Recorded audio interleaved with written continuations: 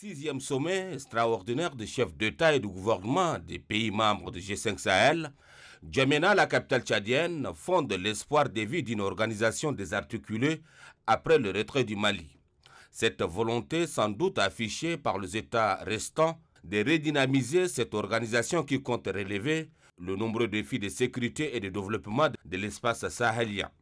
Le sommet de la capitale tchadienne vise tout d'abord la relance des activités de cette organisation commune, réfléchir sur une nouvelle stratégie pour cette force anti-djihadiste après le retrait du Mali en main, mais aussi et surtout échanger sur la nouvelle configuration de cette force militaire conjointe et le passage de la présidence du Tchad à un autre pays membre.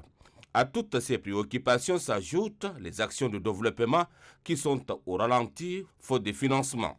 En dépit des efforts des États membres avec l'appui des partenaires, la situation sécuritaire demeure préoccupante, notamment dans la zone des trois frontières.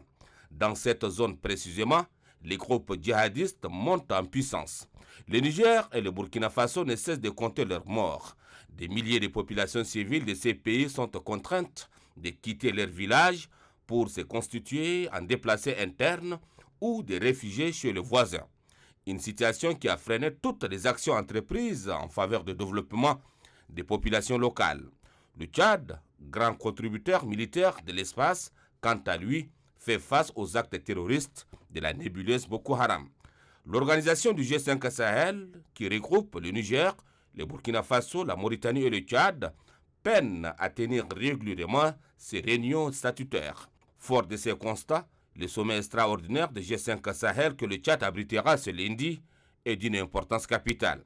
Les États membres de cette organisation commune doivent faire bouger les lignes afin de permettre à la relance des activités de G5 Sahel.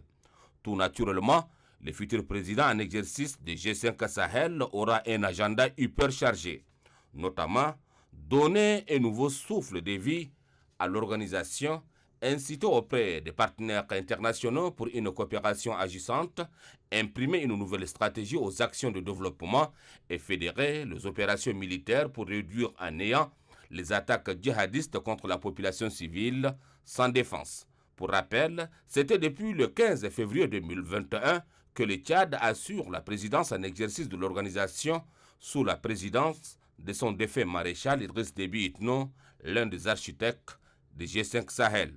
Vivement que la rencontre de N'Djamena trouve un écho favorable aux recommandations des diplomates qui appellent à une mobilisation des ressources croissantes, organisée et efficace des États membres.